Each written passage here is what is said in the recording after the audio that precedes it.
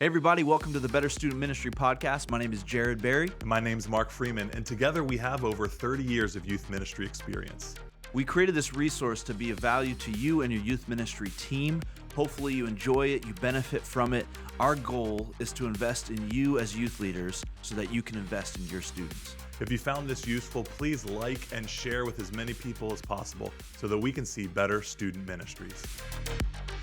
All right. Hey, everybody. Welcome back to Better Student Ministry Podcast. We're here with a special guest today. This is our first real podcast specifically with a Kidsmen guest. So we're really excited. We've got Juli Durst with us, who is a longtime kids pastor for 12 years. She's been doing kids ministry. She's also the New York Assemblies of God Kidmin Director, which is awesome. And so, Juli, welcome to the podcast. Thank you. Happy to be here with you guys. Yeah, we're glad to have you.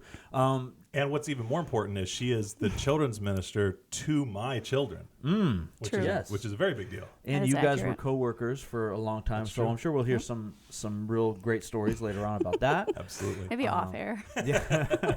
That'll be like the separate podcast. The bonus podcast. Yeah, if you pay extra, you get that. Yeah. For those who are watching or listening, tell us a little bit about yourself. Why kids ministry? Sure. How'd you get drawn into that? What that story's been for you? Yeah, I always say that I was a kid ministering to kids. So back in the day when they trusted children, I'm not sure why, they allowed me to teach a Sunday school class at church when I was 13 to younger children. And I just loved it. It was meaningful, and then I was kind of also like the annoying mom kid that runs around the church foyer and like keeps track of all the other little kids. Yeah. So kids just were always in my heart, even as a child. And so I went to school to become a teacher. Actually, I did not pursue a call into ministry at first. So for whatever reason, I did kind of buy into the lie that women shouldn't be pastors. So I went to school to become a teacher, and I studied special ed and elementary education. And then right when I graduated, it was a recession. And so there's like no jobs. I'm like, oh great. Wow. What am I going to do? So I went into social work, and I worked with the city to help families stay together. So right before like CPS comes in, I would get in that house and try to like help the family find resources and work together and, have healing and all that kind of stuff. But I was not prepared for that. And I could not stay in that field because I would steal children. So I just did not want to stay in that field. They did frown upon that, yes. Yeah. So I was actually trying to protect children in that job. So it didn't work. Yeah. But so my heart just couldn't take it. What you saw was way worse than what you could have imagined. Absolutely. Yeah.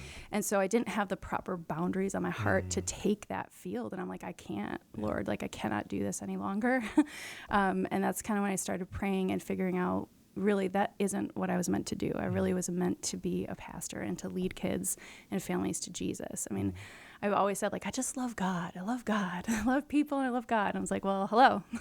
Become a pastor and work with children who are your heart, and then work with families. So I always say, in my wandering, God worked it out perfectly that I have an education background, I have social work background, and I now pastor families. So it just lends itself to a really beautiful mixture of a skill set that I have. That's awesome. Yeah. That's great. One of the things we announced in our first episode of this season is we're going to be now in the process of really inviting the expanding the table, so to speak, right? Jared and I obviously have had a ton of experience in youth ministry, but we want to talk to all student leaders from kids ministries, young adults ministries, and youth ministry. And so we're thankful to have you here and helping us have a little bit of a conversation around this idea of kids ministries. We don't want to pretend that we're something that we're not, but we want to facilitate these conversations and be able to interact with them. So one of the things we'll benefit from obviously is your education background as it relates to thinking through, okay, how do we communicate the gospel to kids? And then obviously even, as you said, the social piece as it relates to, okay, how do we help families navigate the world that they live in? And how do we, so as we start to think through this idea of kids ministries, help us start to think through why is having kids ministries important in a local church? It may seem like an obvious question, but I think it's pretty nuanced, right? No, it's good. There's so many reasons. I think I'll just start with maybe the most obvious is that when you're a kiddo, you're super influential. Like you are learning the world, everything about it, like language and just how to stand and walk and like just how to function within this world. So if we start at a young age to build that foundation of faith and learning to discover God and then develop faith, then they're set up for life. If you think of like a tree, if the roots are healthy and they are growing and they're down deep, the tree will be healthy, right? The trunk and the branches and all the things. So we have to think of Kidmin that way, that it's the roots. And so we're starting that at that base level and making sure it's healthy so that they can grow. I think that's a good way to look at it, a good picture for it. There's so much that happens developmentally in a kiddo that by the time there's studies out there, and of course, I don't know. I mean, there's a million studies, right? Sure. But I don't know which one it is. Maybe it's Barna that says by 13, a kiddo's like moral compass has been established. So if we don't get a hold of them at that young developmental stages, then they're just kind of open to whatever the world is going to throw at them. And then the other piece I would say that's so vital is partnering with parents, because really we only see their kids a few hours a year. I mean, in reality, and that's if they come to every single Sunday service or midweek service. Like, we only have a certain amount of hours with them, whereas parents are the true and more real discipler of their children. So that's a piece that is often missing in Kidmin that I even don't do great myself. I'm always trying to figure out, like, how do we better partner with parents, because they are the real discipler of their children. And so if we miss that piece of Kidmin, then I think there's not that our time is wasted. It's never wasted, right. But we could be doing better to disciple those kids if we partner with parents better. Yeah. One of the things that Jared and I have talked a lot about in youth ministry, but this is obviously just as apropos in kids ministries, like, we get them for maybe an hour, maybe 2 hours a week, right? Whereas their parents, when they're not at school, if they're school aged, they have the opportunity for influence, 10 to 12 hours a day. If we're not leveraging our time, investing in the 10 to 12 hours, and we're only investing in the 1 hour, man, we're it's just not an appropriate balance of our time investment, right? Yeah. We're missing out. And that's probably I would think more important in Kidmin than youthmin, because in a lot of youth ministries, there's a large percentage of the students that are there that the parents are not Christians. They have a higher capacity or ability to come, even if their parents don't want to bring them, aren't supportive of it. In kids ministry, typically if kids are there, and I know sometimes it does happen where someone will bring them, but typically if they're there, their parents are at least have somewhat of a level of engagement.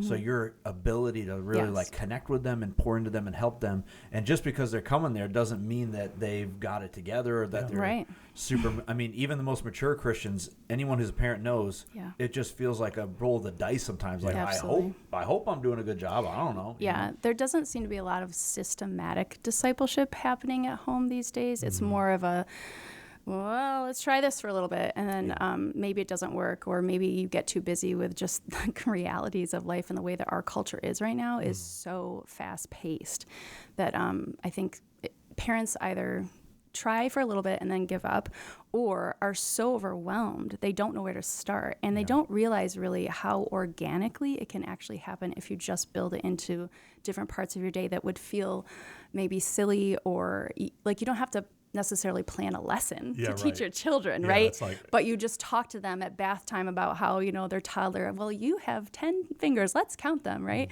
And then who gave you those 10 fingers, and why did God give you your hands? What can you do with them? I mean, it's so simple, tiny little conversations that just points them to Christ, and they remember as a little one, because what are they doing? They're starting to learn about who they are, their bodies, and who made them, right? Just start with, God made you, He loves you. And so I think it's overwhelming a lot of times to parents, and they don't know where to start.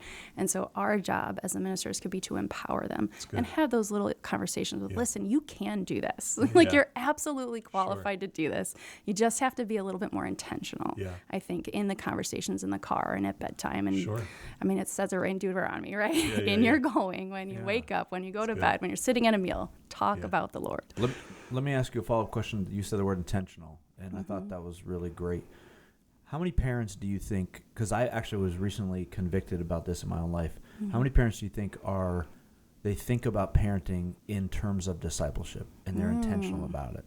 That is an excellent question, and I think that probably in general we don't view it as discipleship, right? And so it is that, like, these are gifts from God that we are supposed to raise up in Christ, and so that's probably a really good point. That's just changing, like shifting our mindset around parenting would be really important, and encouraging parents in that, right? To remind them of this gift that they've been given and the mandate from Christ to raise them. I think that's a really good point. I think a lot of times we can easily convince ourselves, probably because of time, lack of confidence, we can convince ourselves we can outsource the spiritual stuff to the church. They're the professionals, right? And then we just try to make our kids good kids, right? Yeah. And you could probably also make the argument that those little moments are even so much more valuable than the we're going to do an hour-long family devo. Not that that's not valuable, because it shows your kid this is something we think about all the time, not just when we're sitting down being good, being formal about our relationship with Christ. It permeates every area of our life. And it absolutely has to. Yeah. Right? Because otherwise they learn that it is just this little category. Yeah. It is going to church on a Sunday and a midweek. That's what Christianity is. Yeah. No. It's every part of our life. It has to permeate every part of our life, or else it feels meaningless, or it feels unreal and not authentic to them. The way that you act in the grocery store towards people, it shows them. Like, those are organic discipleship moments that show them how to live out a Christ-like life. Yeah. No, I think that's a great point. And again, you said use the word authentic, which I'm like, yeah, that's so, like, we all know as parents, your kids will see the worst of you. Yep. And so if your idea of Christianity is like just behaving perfectly, then you constantly will disappoint. But those authentic moments where, I don't know, for me, I'm like, I've always had the goal of like, I'm not going to be perfect with my kids, but what I am going to be perfect I wished you were about a little bit more though. what I can be perfect about is apologizing when I'm not perfect. That's good. And owning that and being like, listen, daddy's messes up. Talk about discipleship moments, right? It's like, so at least if when they grow up, what they're going to say is, man, my dad was not perfect, but he at least owned his imperfection. And those are always discipleship moments, you know? Absolutely. Well, that modeling is key. Like you just said, they have to see it in order to be able to learn how to do it. Because if we always talk about things and never give the child an opportunity to try it and see it tried, and see it in real time, then it's like teaching someone to play the trumpet and they keep coming to you week after week and you talk about it with them and you literally never give them a trumpet to put up to their mouth and play. Like, what are we doing? Sure. And so that's the reality, I think, too, of that, those moments that are so key. I think another thing that I love is giving opportunity to our kids to look for things in life to discern. So this is something I do with my kids where maybe there's some different things I do not like that our culture is putting out there, but I allow them to experience it or see it, like, say, a movie that has maybe a message in part of it that I do not agree with.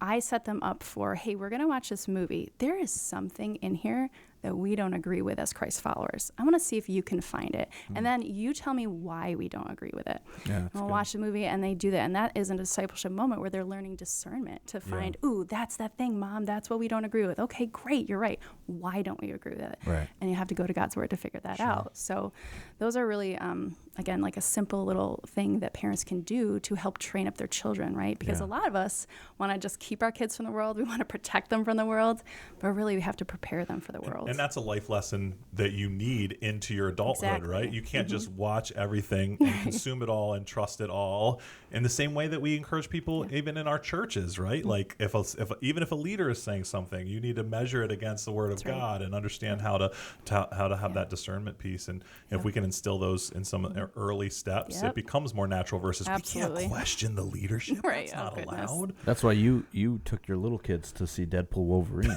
because you were like, them to understand these are the things we don't like. Okay. What do we not like? The whole movie. Yeah.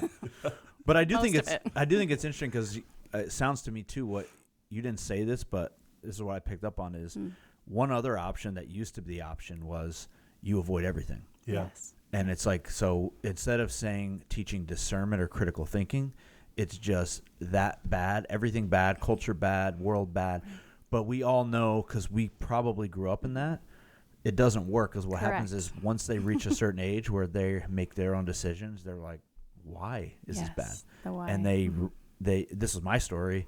You end up going the other way and living crazy for a bit till you sort all that out. So Yeah. I think that's exactly why it's key, because I think there is a generation right now that was always told to do something a certain way and never the why. They were taught behavior modification instead of heart transformation. So they're now deconstructing their faith and picking and choosing what they want to do or what they want to believe because they don't know the why. Yeah. And I would venture to say they don't know God's heart and they don't know his character well. And so they have missed out on some real deep, important theological truths, and they're just looking at behavior and not, things that are deeper in the nature of God. So. Yeah.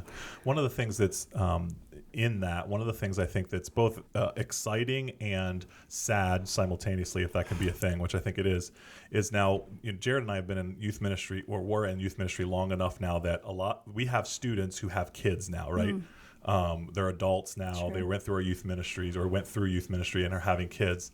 And a lot of them, I'm noticing there's a significant percentage who may have walked away from faith in their young adult years that now have kids, and they may not fully understand the why just yet, but they recognize there's something significant about getting their family back into a community of believers. Sure. And many of them are in the process of refiguring out, okay, what is this personal relationship thing for me? But I know I want to get my kids around this. And the exciting part is there was something that was genuine for them, that they felt loved, that they felt like there was something bigger than themselves that they were part of. They might not fully understand all of those bits and pieces, but are coming back now to find that.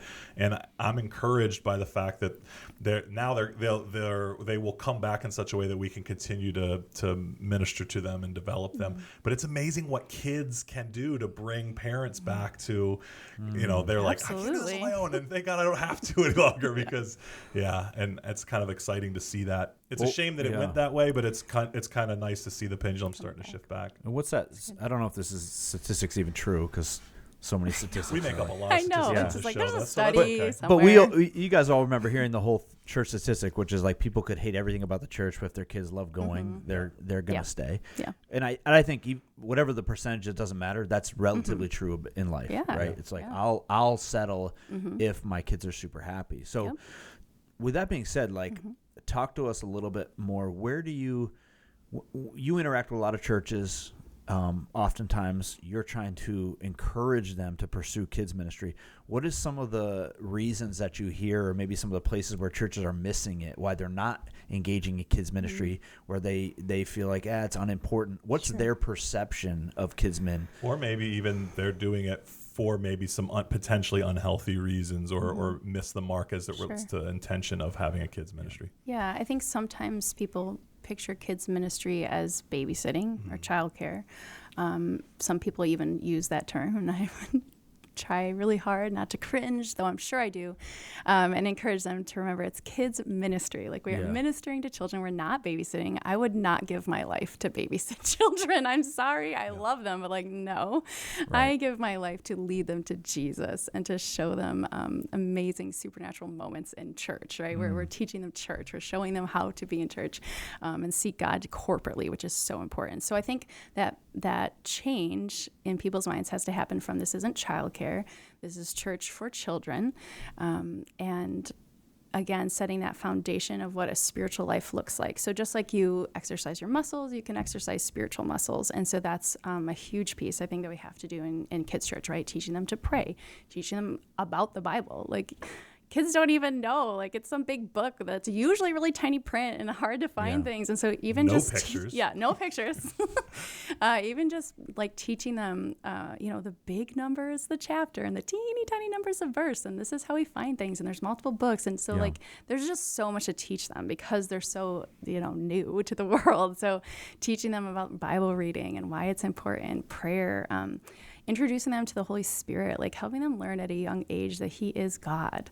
And it's not scary to talk about the Holy Spirit. And it's not scary to just sit and pray and listen I think this is another huge piece, is that kids have to start to learn that spiritual muscle memory of sitting and waiting and listening for God. We're really good talkers, but we have to quiet ourselves and train ourselves to do that, which is not easy.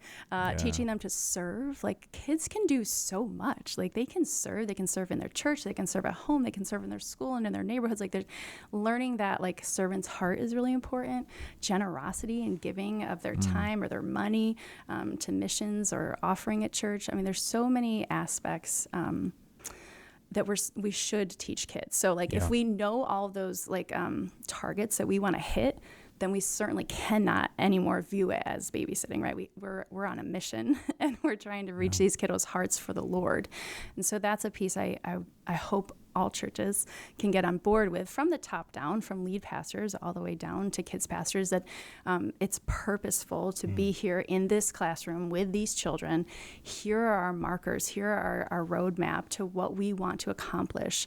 And I think maybe that's key too, is having, coming from a teaching background, you would have things like a curriculum map, or you have a plan for the year of all the things you're going to teach that child and why. There's all these objectives, and it's very organized. Now, I'm not even an organized person, but it was really helpful to have those things to make sure I was staying on target. Like, am I accomplishing what I need to for these children as I teach them?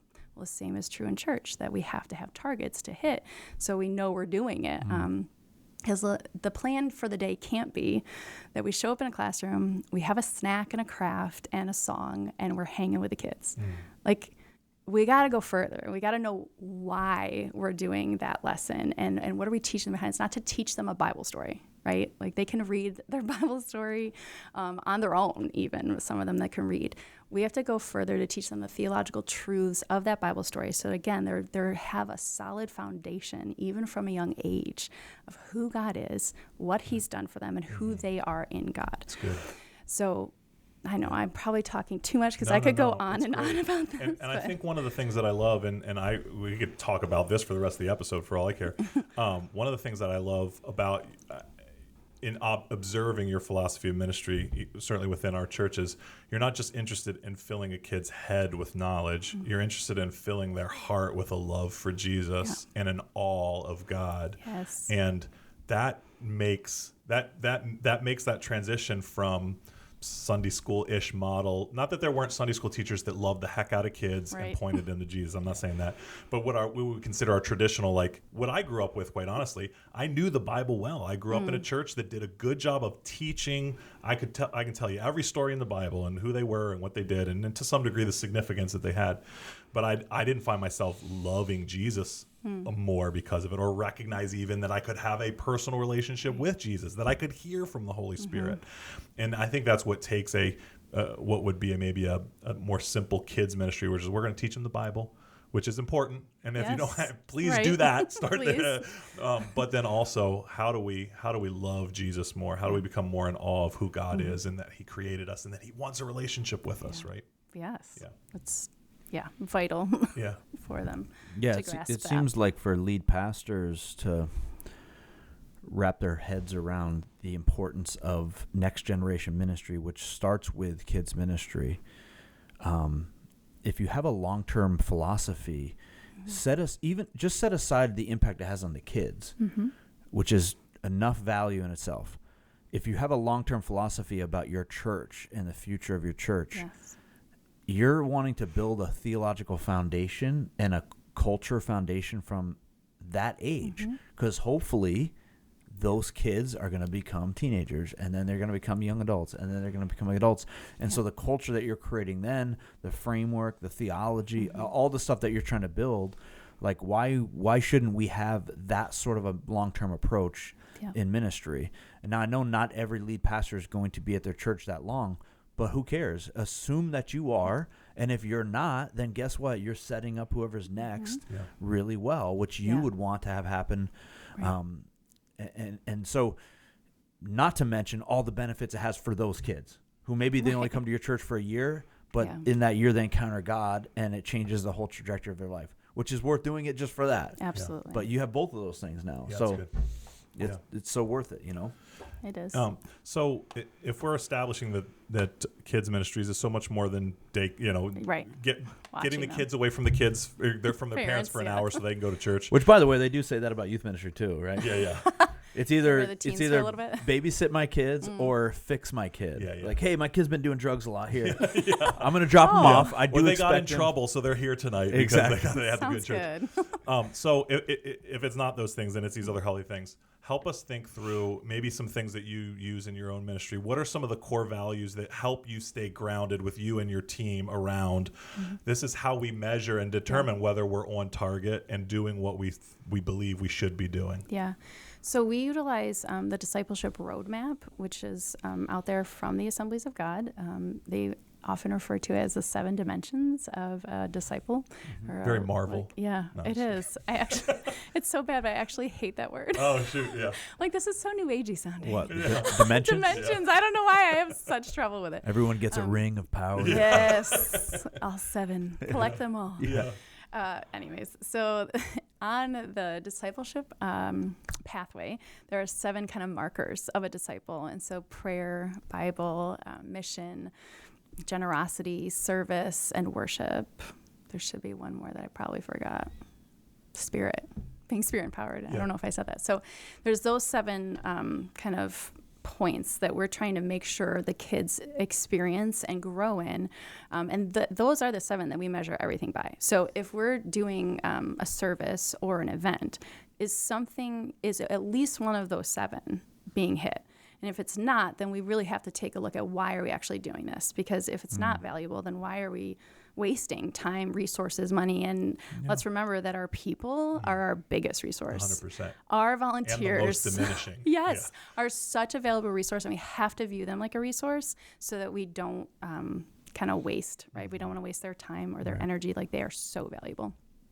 So we kind of look at those 7 and determine, is at least one being hit, and we go from there. So they start out really, little, like for prayer, let's say for like a preschooler, that's just the fact that they can talk and listen to God.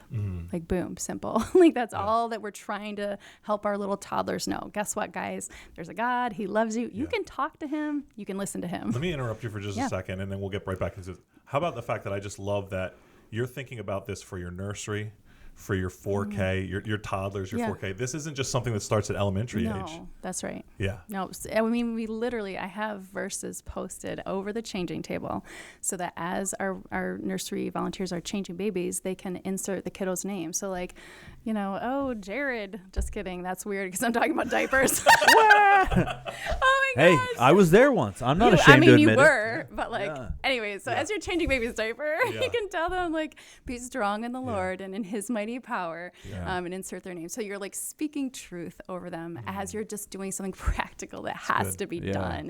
They're singing songs to them about the Lord.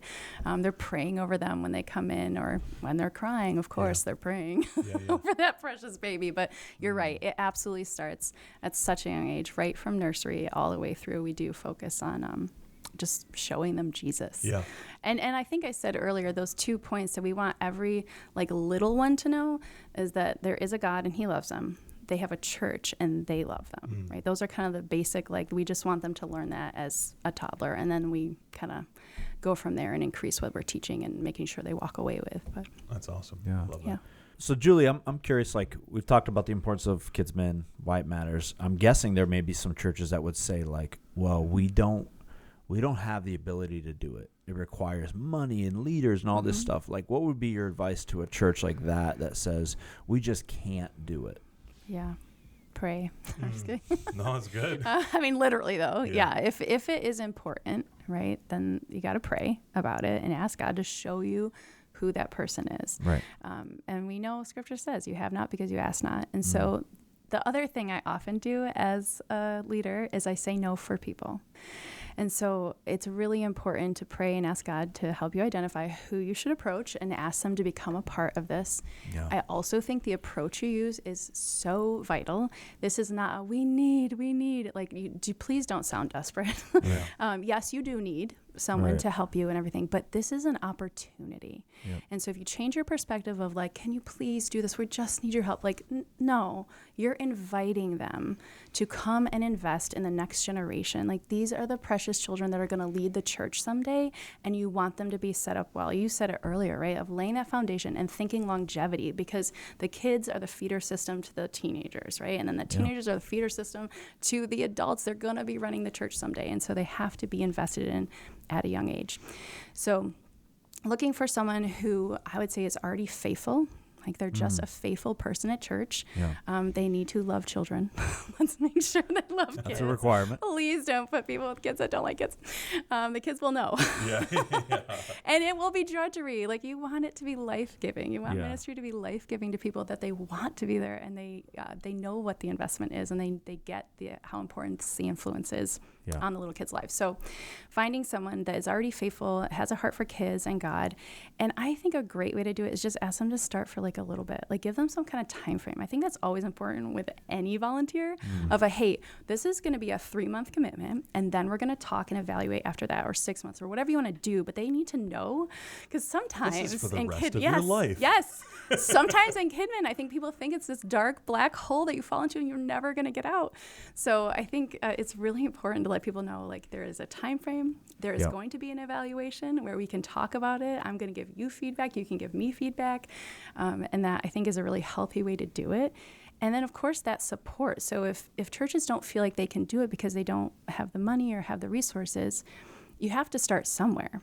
And so if you can identify that one person who can care about it, they will then naturally bring in other people from their circle. So you won't have to necessarily come up with a team of 5. Like, you just have to find that one, and then Right. they will look in their circle and they will grab friends to come serve with them, because who doesn't want to serve with friends? It's way more fun to serve with friends. And so it will organically, I think, take care of itself to widen the amount on the team once it naturally needs it to get bigger, and once that person just identifies, I can't do this alone and I need another classroom, and so we have to get another team of people. So I would say approach is huge, and then the support of the lead pastor towards that one leader or the team of people is going to be huge. And it could be as simple as just checking in with them every once in a while. Hey, how's it going? Because the lead pastor, obviously rightly so, is never really in the kid zone, right? They're teaching and preaching on a Sunday, and so they don't know.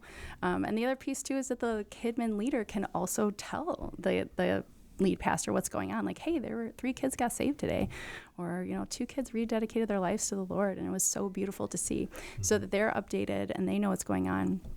The other piece I love to do for my team, and this is a little off topic, but I think it's valuable, is knowing what's happening in adult service, to then tell my Kidman volunteers, because then they are a part of that. So like if 8 people get saved on a Sunday, I make sure to let my team know that, because like you're a part of that. Because you're here and you're serving and you're pouring into kids' lives, you are also a part of these adults that are able to focus in on Jesus and give their lives to Christ. Like, wow, look at the kingdom work that was done today. You're a part of it. And we're all part of one big team, right? You may serve in kids ministries, but you're a part of our local church team, which is great. Right. Yeah, I love that.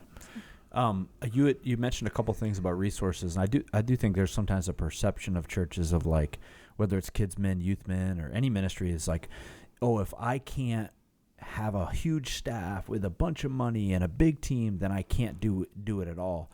What are some, for churches that are just going to start out, what are some resources that you would say, no, this would really help you? Yeah, so the Assemblies of God Kidman department has what's called the Kidman Roadmap, and it is a strategy for kids ministry. So it's not like just a curriculum that you're going to utilize. It's further than that. So there's resources for you as the leader. There's resources for parents. There is curriculum for Sunday service. There is curriculum for midweek service as well. But it does such a great job of explaining to people like this. Again, it's kind of like a roadmap, right, or a path to discipleship.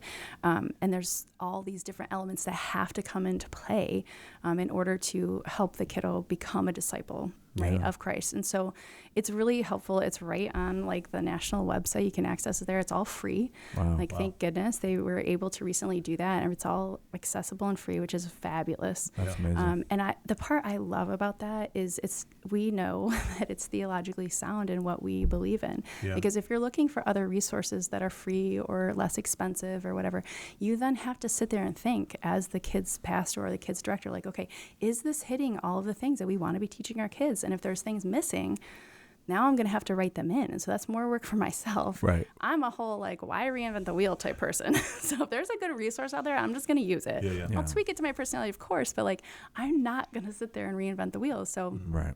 I think that's vital, because the other piece of that is I think sometimes people don't necessarily even look to see if it's lacking theologically or if it's lacking certain pieces of what we believe. So I would just say, check it out. Kidmin Roadmap is fabulous. Awesome. And we should all use it. Any books you love? Anything you're reading? Whether it's I Kidmin read way related too or much. just individual development stuff? Ooh, I'm trying to think. I read so much, but I'm in the middle of one called Whose Child Is It? I think that's what it's called. It's about Bill Wilson. I don't know if you know that name, but he was really big in New York City and like developing Sunday school, where like I think he had like an old school bus or tour bus, I can't remember which it was, and he would just drive around and pick up kids, like these inner city kids that just needed to get away from their homes or just find Jesus. And he did that for them for years. It was a really beautiful story. So I'm in the middle of that one. That's awesome. Yeah, there's so many good books. Yeah. They're not coming to mind. I'm sorry. Okay, that's okay. I'm so sorry. That's all right. No, that's super helpful. And so I hopefully the encouragement to churches, if you don't have a kids ministry and you're feeling like overwhelmed, we can't do it. Here's Julie's phone number. Yeah. Give her a call. I mean, you can. I would love to chat. I can't solve all the problems, but I can talk through things. I would say this about youth ministry. It's like all you need is one adult who loves Jesus and loves teenagers, or loves Jesus and loves kids. And you can have a kids ministry. Yeah, like just you start really there. can. And so, thank you so much for being with us. It's been awesome. We love hearing someone who's so passionate about what they do, and I'm sure that came across on the screen or those who are listening on the audio. So we're gonna have you back on for another episode down the line as well. So stay tuned for that. But Juli Durst, thank you so much. Thank you.